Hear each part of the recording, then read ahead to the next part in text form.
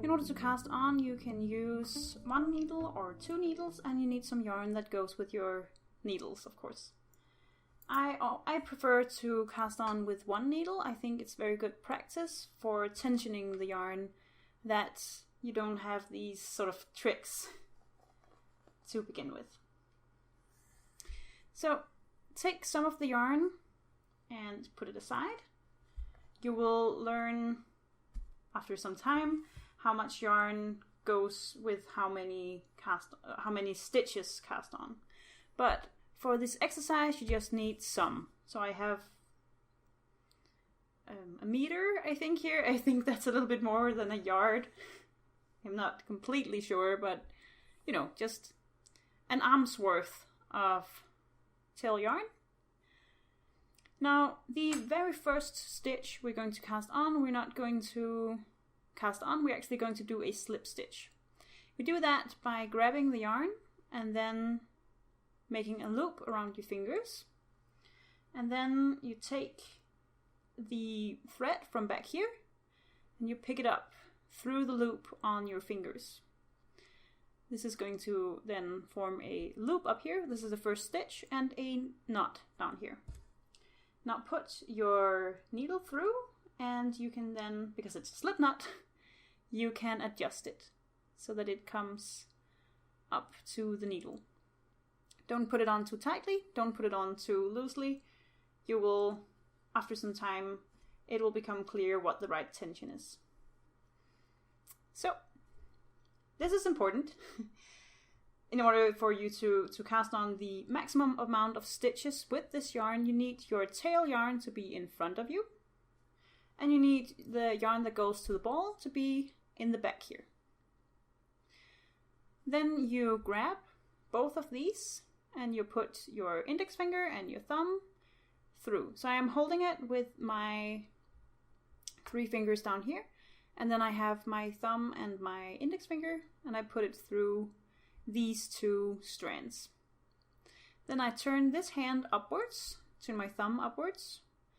And what is important now is that I have this yarn around my thumb is the the tail thread, and I'm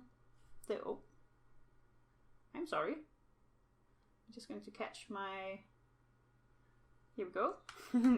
The one around my index finger goes to the ball. So I'm just going to do that again. The ball in the back, the tail thread in the front. Then I am grabbing the yarn and I'm putting my thumb and my index finger through. And then I am turning my palm upwards.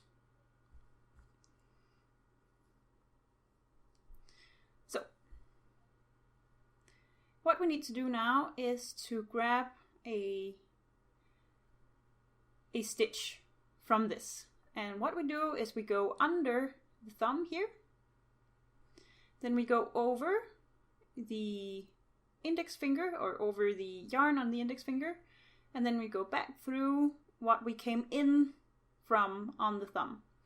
Then we release with the thumb and put the stitch up on the needle.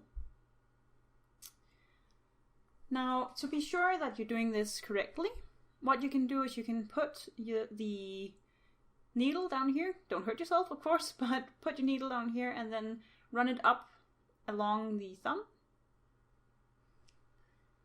Then go over and put the point of your needle on your index finger here and go down.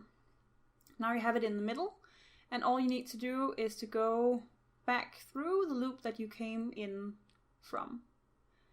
Release the thumb and place the stitch. So I'm just going to show you that a couple more times. So under, over, back through.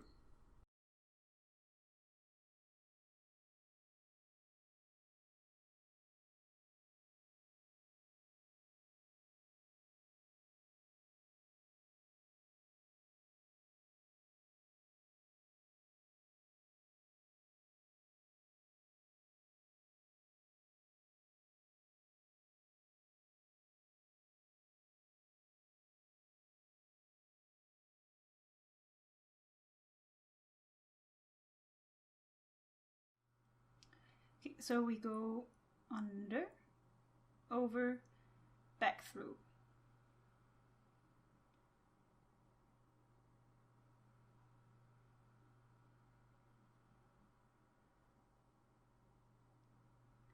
And that's basically all there is to it.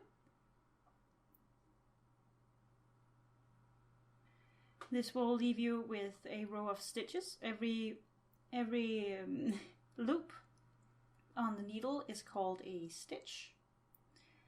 And then underneath it you will have this row of knots that are sort of, they look like they're intertwined in each other.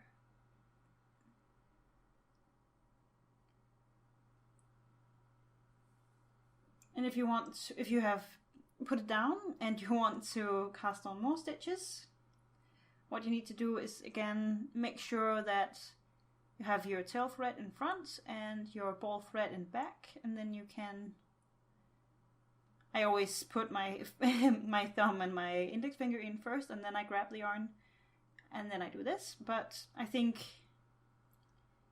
just to make sure that you're doing it correctly, perhaps the other way is easier. So here, here, and here. Under the thumb, over the index finger, back under the thumb.